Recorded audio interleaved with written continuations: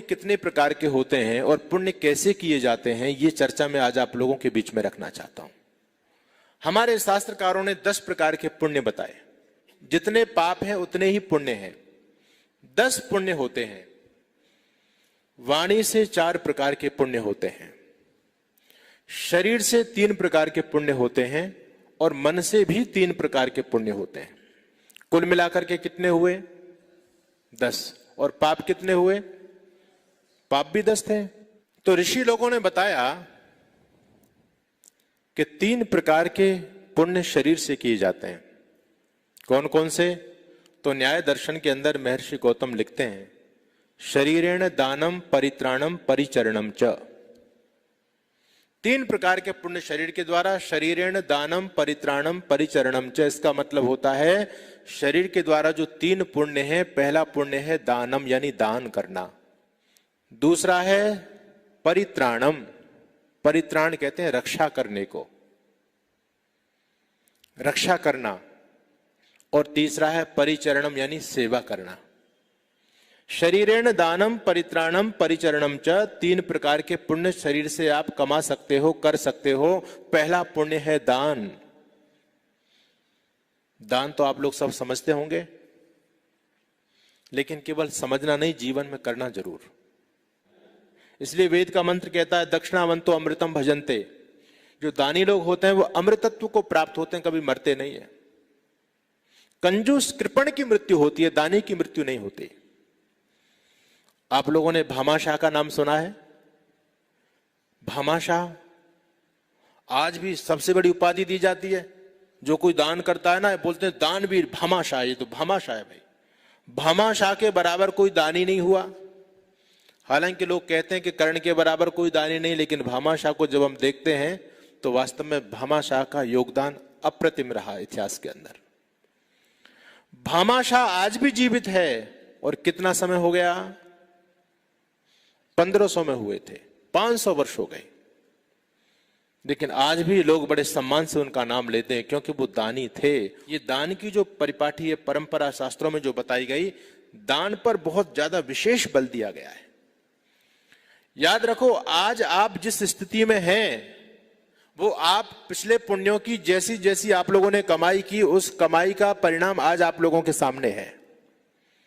जैसा परिवार आपको मिला, जैसा शरीर आपको मिला, जैसी बुद्धि आपको मिली, ये सारा का सारा आपके पुण्यों का खेल है। काश यदि हम लोगों ने और अधिक पुण्य किया होता तो आज हमारी स्थिति और अच्छी होती या नहीं होती? होती या नहीं होती? और यदि हम और ज्यादा पाप करके आते तो ये भी स्थिति नहीं रहती। तो ये तो बिल्कुल स्पष्ट है, प्रत्यक्ष में दिखाई देता है। हमारा जो वैदिक सिद्धांत है ये बिल्कुल व्यावहारिक सिद्धांत है। यहां कोई ऐसी बात नहीं है कि यहां पता नहीं चलेगा, आप जब मर करके चले जाओगे तब पता चलेगा, जन्नत मिलेगी, ऐसी बात नहीं है। यहां तो स्पष्ट है कि भाई आप जैसा करोगे वो आपकी आंखों के सामने है, प्रत्यक्ष में अनेक उदाहरण आपके सामने हैं। तो वेद कहता है, शास्त्र कहते हैं कि पहला पुण्य क्या है? दान करना। शरीर के द्वारा जो 3 पुण्य होते हैं वो उनमें पहला पुण्य है दान करना। दान जरूर करना जीवन में। यदि ईश्वर ने आपको सामर्थ्य दिया है और आपने अपने सामर्थ्य को राष्ट्र समाज की उन्नति के लिए लगाया, तो सामर्थ्य कौन देता है? भगवान। भगवान फिर आपके सामर्थ्य को भी छीन लेते हैं। और यदि आप अपने सामर्थ्य का सदुपयोग करते हैं तो भगवान आपके सामर्थ्य को और बढ़ा देते हैं। देने से धन कम नहीं होता। जब लोग देना बंद कर देते हैं तो कम होते चले जाते हैं। ये बिल्कुल सत्य है। पहले कुआं होते थे, क्या कुओं में पानी कम पड़ता था? सुबह हो, शाम हो, दिन हो, लोग उसमें से दनादन खींचते रहते थे, पानी खींचते रहते थे, लेकिन कुआं में पानी कम नहीं पड़ा। लेकिन जब से कुओं ने देना बंद कर दिया, पानी निकलना कम हो गया, तब से कुआं सूख गए। ये प्रत्यक्ष उदाहरण है। जो व्यक्ति देता है वो कभी भी कोई किसी प्रकार की कमी नहीं होती उसके जीवन में। इसलिए भगवान ने आपको जितना सामर्थ्य दिया है कि एक भिखारी है, उस भिखारी को भी अपनी भिक्षा में से कुछ ना कुछ दान अवश्य करना चाहिए। अगर वो भिखारी दान नहीं करता है, जन्म जन्मांतर तक भिखारी बना रहेगा। एक मैं पुस्तक पढ़ रहा था और वेद का मंत्र है, ईसा वास्यमिदम सर्वम यत् किंच जगत्याम जगत तेन त्यक्तेन भुंजी था मा गृध कस्य स्विद्धनम। इसमें एक पद आया, कस्य स्विद्धनम, ये धन किसका है? धन संपत्ति किसकी है, इसका मालिक कौन है, वास्तविक मालिक कौन है? हम लोग भ्रम के वश होकर के, अज्ञानता के वश होकर के अपने आप को उसका मालिक मान लेते हैं। लेकिन वेद भगवान कहते हैं कस्य सुधनम, किसका है ये तुम्हारा नहीं है, ये तो तुमसे पहले भी था और तुम्हारे बाद में भी रहेगा। तुम्हारा कहां से हो गया भाई? देखो, जो धन संपत्ति आज आपके पास में है, ये आपसे पहले थी या नहीं? मान लीजिए आपके पास में घर है, मकान है, 2 प्लॉट की जगह है, ये जगह आपसे पहले भी थी और आपके बाद में भी रहेगी। ये जरूरी नहीं कि वो आपके बेटे के पास में रहे और किसी के पास में रह जाएगी, लेकिन जगह जहां पर है वो वहीं की वहीं रहेगी, उसमें कुछ परिवर्तन नहीं होगा। लेकिन हम अज्ञानता के बस उसको अपना मानते हैं, ये तो मेरी है। वेद भगवान कहता है कस्य सुधनम, किसका है, तुम्हारा नहीं है ये तो तुमको केवल उपभोग के लिए मिला है, उपयोग के लिए मिला है। वो लोग नादान होते हैं जो उपयोग की हुई वस्तु को, उपयोग के लिए मिली हुई वस्तु को अपनी वस्तु समझ लेते हैं। इसलिए भगवान आपको यदि सामर्थ्य प्रदान करे तो इसमें चूक बिल्कुल मत करना, क्योंकि जो सामर्थ्य आज आपको मिला है, ये सामर्थ्य सदैव आपके साथ रहने वाला नहीं है, किसी दिन आपसे छिन जाएगा। आपका धन नहीं है, ये बिल्कुल सत्य है। एक घटना मैं आपको सुनाता हूं। एक बहन थी, उस पर एक ही बेटा था, युवावस्था थी और उसके पति की मृत्यु हो गई। जब पति की मृत्यु हुई, अभी शादी को लगभग 2 वर्ष हुए थे, पति छोड़ करके चले गए। घर वालों ने सोचा कि अब भाई क्या करें, बेटा तो हो गया, तो इसके जो बाप की संपत्ति थी उस संपत्ति को इसके नाम करना चाहिए, इसके बेटे के नाम करना चाहिए। घर वालों को डाउट था कि अभी तो युवती है और भी हो सकता है कहीं बाहर चली जाए और भी शादी कर ले, तो इसके नाम से संपत्ति करनी ठीक नहीं, संपत्ति इसके बच्चे के नाम करनी चाहिए। घर वालों ने उसके बाप के नाम से जो संपत्ति थी, जो व्यक्ति मर गया उसके नाम से जो संपत्ति थी, वो उसके छोटे से बेटे के नाम करा दी। धीरे धीरे बच्चा बड़ा हुआ। अब जब बच्चा बड़ा हुआ तो एक दिन वो बच्चा भी दुनिया से चला गया। अब घर वालों ने सोचा कि अब क्या करें। अब बोले अब तो संपत्ति इसके नाम कराओ। अब वो बड़ी दुखी हुई, पति भी छोड़ करके चला गया, बच्चा भी छोड़ करके चला गया, अब वो क्या करे, कहां जाए।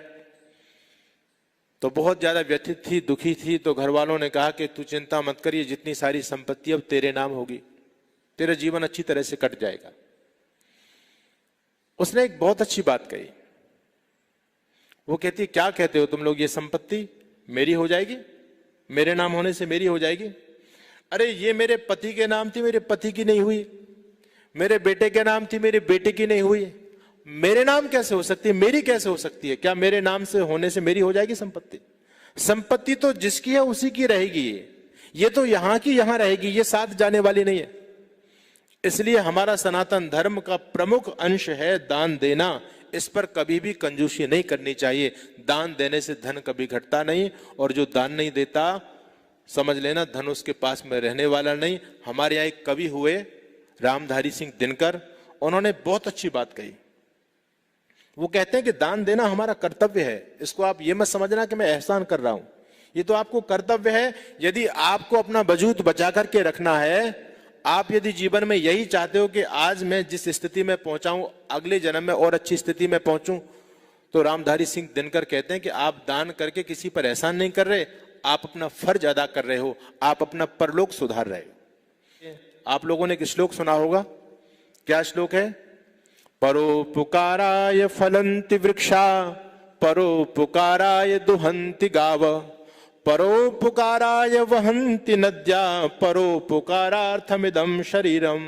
कहते हैं गाय परोपकार के लिए दूध देती हैं, पेड़ परोपकार के लिए फल देते हैं, नदियां परोपकार के लिए बहती हैं। अच्छा, नदियां परोपकार ना करें तो क्या अपने जल को स्वयं पी सकती हैं क्या? पेड़ यदि फल नहीं दे तो खुद फल को खा सकता है क्या? नहीं कर सकता। गाय का यदि दूध ना निकालें तो गाय उस दूध को अपने साथ रख सकती है क्या? नहीं रख सकती, उसको देना पड़ेगा, ये प्रकृति है। रामधारी सिंह दिनकर कहते हैं किस पर करते कृपा वृक्ष यदि अपने फल देते हैं, और देने से पहले इस्तेमाल क्यों रोक नहीं लेते हैं? रोक लो, कब तक रोकोगे तुम? रहने वाला नहीं है, देना पड़ेगा। और दुनिया का भी यही सिद्धांत है। आज जिस वस्तु को आप अपनी मान करके बैठे, ये वस्तु भी आपके पास में रहनी नहीं है, आपको देना तो पड़ेगा, अपनी स्वेच्छा से दे लो, नहीं तो जबरदस्ती ले ली जाएगी। दो चीज होती हैं, एक दान होता है और एक डकैती होती है। संपत्ति वस्तु दोनों में ही जाती है, दान में भी जाती है और डकैती में ही जाती है। लेकिन अंतर क्या है? एक में वस्तु स्वेच्छा से छोड़ी जाती है और एक में जबरदस्ती छीन ली जाती है। जो स्वेच्छा से दी जाती है उसका आनंद ही अलग है, उसका फल ही अलग मिलता है। तो पहला पुण्य बताया दानम, शरीरेण दानम, और दूसरा क्या है? परित्राणम। परित्राणम कहते हैं रक्षा करने को। किसी दीन दुखी पर यदि अन्याय हो रहा है तो आप उसकी रक्षा के लिए उद्यत हो जाइए। ये शरीर के द्वारा होने वाला पुण्य है। शरीरेण दानम परित्राणम परिचरणम च। परिचरण कहते हैं सेवा को, और सेवा का बड़ा महत्व है जीवन में। सेवा जरूर करनी चाहिए, जितना सामर्थ्य आपके पास में, अपने शरीर से, धन से, बुद्धि से, जैसा भी है। और यहाँ पर जो बात कही गई सेवा की, वो शरीर से कही गई। इसलिए हमारे किसी विद्वान ने लिखा कि तन से सेवा कीजिए, मन से भले विचार। तन से सेवा कीजिए, मन से भले विचार, और धन से इस संसार में करिए पर उपकार। यदि भगवान ने आपको धन दिया है तो दूसरों के लिए, सहयोग के लिए उसका उपयोग करो। पुराने लोगों को देखो, उनमें ये चीज थी। लेकिन आने वाली पीढ़ी नास्तिक बनती चली जा रही है। आने वाली पीढ़ी तो eat drink and B Mary, खाओ पियो मौज करो, जितना है उसको अपने सुख पर खर्च कर दो। याद रखो, हमारे विद्वान लोग कहते हैं जो खाया सो खोया और दिया सो बोया। धन यदि आपके पास में है, उस धन का ज्यादा खर्च अपने सुख पर कम करो, बल्कि समाज के लिए ज्यादा करो। घनश्याम दास बिरला बहुत बड़े दानी थे। आज भी कोई ऐसा भारत का शहर नहीं छूटा होगा जहां पर बिरला मंदिर नहीं हो, जहां उनके नाम से धर्मशाला नहीं हो। बिरला जी ने एक पत्र अपने बेटे के लिए लिखा। वो पत्र इतिहास के अंदर प्रसिद्ध पत्र है। उनके बेटे का नाम था बसंत। और बिरला जी बहुत बड़े, उस समय देश के सबसे प्रतिष्ठित उद्योगपति थे। उद्योगपति तो बहुत हैं आज भी और पहले भी थे, लेकिन बिरला जी को दुनिया नमन करती है क्योंकि बिरला जी दानी थे। आज भी उद्योगपति बहुत हैं हमारे देश में वर्तमान समय में, लेकिन टाटा को दुनिया नमन करती है। टाटा जैसा देशभक्त और टाटा जैसा दानी नहीं है। और भी अंबानी भी उद्योगपति हैं, बहुत सारे उद्योगपति हैं, पैसे वालों की कमी नहीं है। लेकिन टाटा के जीवन को देखो, वास्तव में वो व्यक्ति देशभक्त है।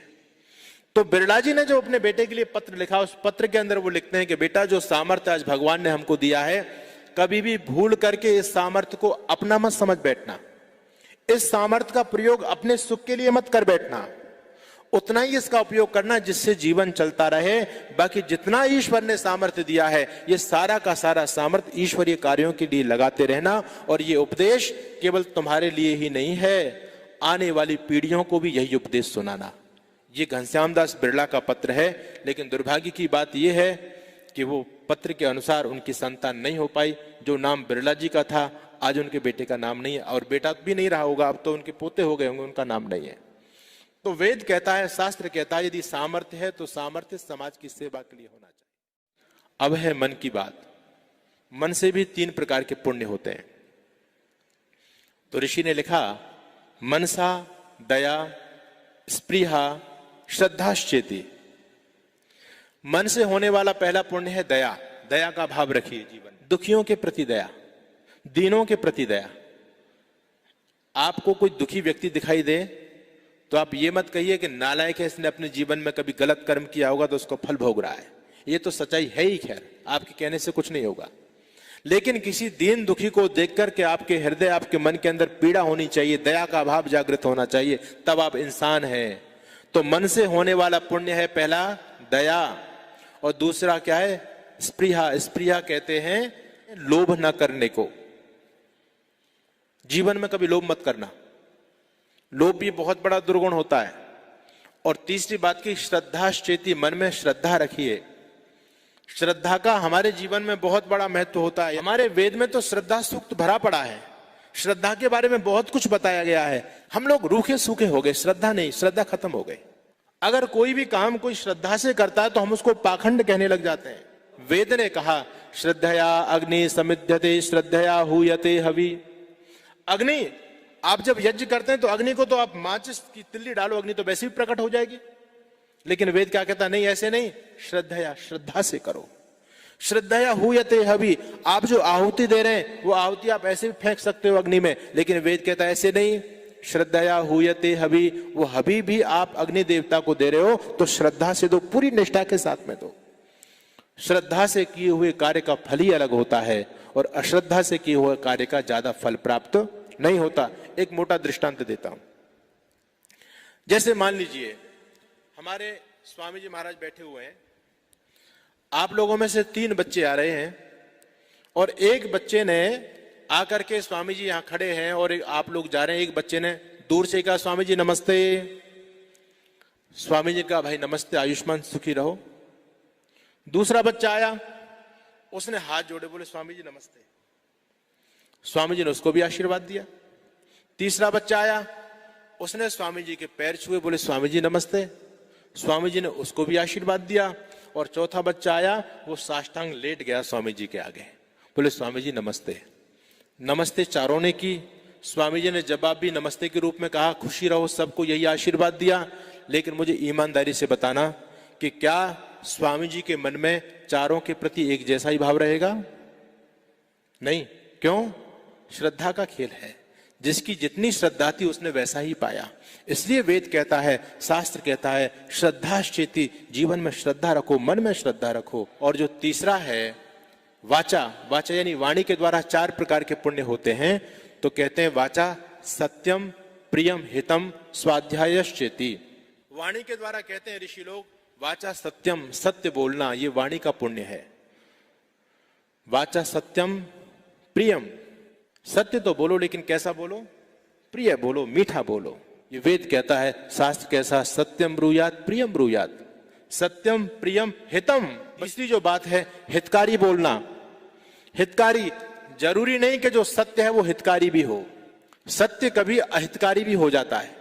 जैसे एक विद्यार्थी है और वो विद्यार्थी स्वभाव से अच्छा भी है, बढ़िया है, गुणवान है, लेकिन आपने उस बच्चे की ज्यादा प्रशंसा कर दी, तो बताओ वो प्रशंसा उस बच्चे के लिए हितकारी है या अहितकारी है?